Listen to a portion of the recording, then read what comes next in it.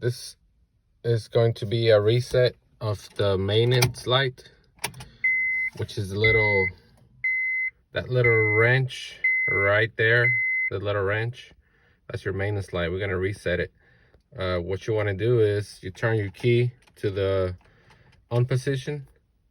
When you do that, then you're gonna come over here to your left side, and you got this select reset button right here. You're gonna press and hold for 10 seconds.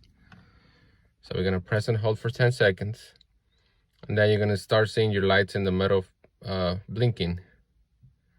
So we'll wait for that to happen. There, you see all those blinking. You release it, and then you're gonna press it again for 5 seconds.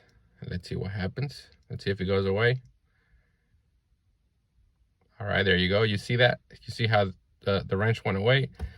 So that does it for you. That resets your maintenance light, the little wrench, the orange wrench.